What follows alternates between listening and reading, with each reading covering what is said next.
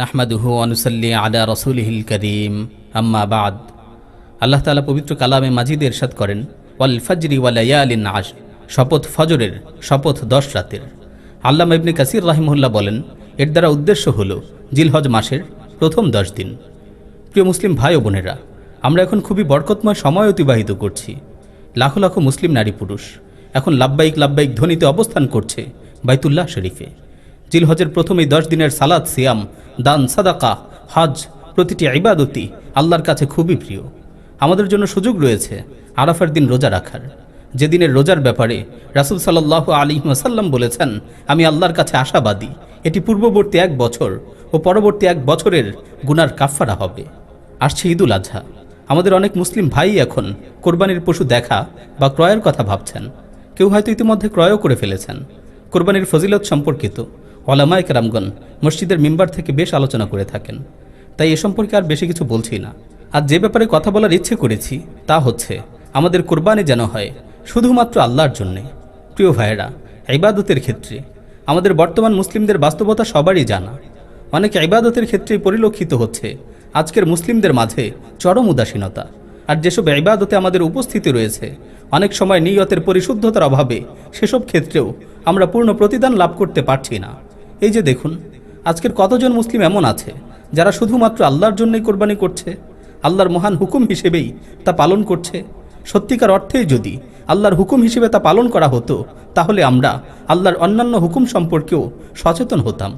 কোরবানির এই ওয়াজিব আমল নিয়ে আজকের মুসলিমদের মাঝে যতটুকু আগ্রহ পরিলক্ষিত হয়, আল্লাহর ফরজ হুকুম সালাত কিংবা জাকাত আদায়ের ক্ষেত্রে কি সেই পরিমাণ আগ্রহ বা উপস্থিতি চোখে পড়ে? আর এই কোরবানির ক্ষেত্রেই কি সবার নিয়তের মাঝে বিশুদ্ধতা থাকে? বরং আজ অনেকের অবস্থাই তো এমন, কে কত টাকা দিয়ে কোরবানির পশু কিনেছে, কার কোরবানির পশুতে গোশতের পরিমাণ কেমন হবে, কার টাকার অঙ্ক অনুযায়ী কোরবানির পশু কিনে লাভবান হয়েছে, এমন আলাপ আলোচনাই আজ মানুষের মুখে মুখে। অথচ এ কথা কয়জনে চিন্তা করে যে আমার কোরবানি হোক শুধুমাত্র আল্লাহর জন্যে। আমি এমন লোককে কোরবানির পশুতে শরিক বানাবো না যার উপার্জন হালাল না, যার নিয়ত বিশুদ্ধ না। প্রিয় ভাইয়েরা, আল্লাহর নিকট কোরবানির পশুর গোশত কিংবা রক্ত পৌঁছে না, তার নিকট পৌঁছে মুমিনের তাকওয়া। আল্লাহ তাআলা পবিত্র কালামে মাজিদে বলেন, লা ইয়ানালাল্লাহু লুহুমুহা ওয়ালা দিমাউহা ওয়ালাকিন ইয়ানালুহুত তাকওয়া মিনকুম। তোমাদের এই জবাইকৃত জন্তুর গোশত এবং রক্ত এগুলো কিছুই আল্লাহ তাআলার নিকট পৌঁছে না, বরং আল্লাহ তাআলার নিকট শুধুমাত্র তোমাদের অন্তরের তাকওয়াই পৌঁছে। কত মানুষ এমন আছে যারা লক্ষ লক্ষ টাকা খরচ করে পশু কুরবানি করছে, অথচ তাদের নিয়ত পরিশুদ্ধ না হওয়ায় তারা এই লক্ষ লক্ষ টাকা খরচ করেও আল্লাহর সন্তুষ্টি অর্জন করতে পারছে না। আবার কেউ অল্প টাকার বকরি কোরবানি করেই আল্লাহর সন্তুষ্টি লাভ করছে। বস্তুত আল্লাহ আমাদের অন্তরের অবস্থায় দেখেন, কে কত বড় পশু কোরবানি করলো সেটা দেখেন না। রাসূল সাল্লাল্লাহু আলাইহি ওয়াসাল্লাম বলেছেন, ইন্নাল্লাহা লা ইয়ানজুরু ইলা সুওয়ারিকুম ওয়া আমওয়ালিকুম ওয়ালাকিন ইয়ানজুরু ইলা কুলুবিকুম ওয়া আ'মালিকুম। আল্লাহ তাআলা তোমাদের আকার আকৃতি বা সম্পদের অবস্থা দেখেন না, বরং তিনি তোমাদের অন্তর ও তোমাদের আমলের অবস্থা দেখেন। প্রিয় মুসলিম ভাই ও বোন, আসুন আমরা ইবাদতের ক্ষেত্রে একনিষ্ঠতার পরিচয় দিই। আমাদের নামাজ, আমাদের কোরবানি, আমাদের জীবন মরণ সবই হোক শুধুমাত্র আল্লাহর জন্য।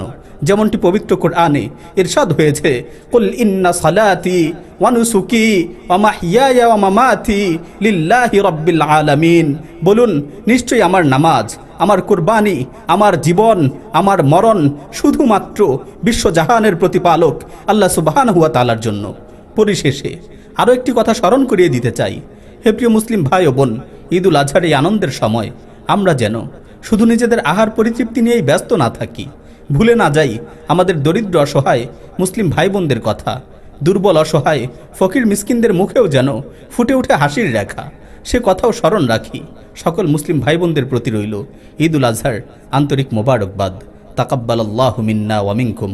আল্লাহ তাআলা আমাদের কুরবানি সহ সকল ইবাদতকে কবুল করে নিন। আমিন।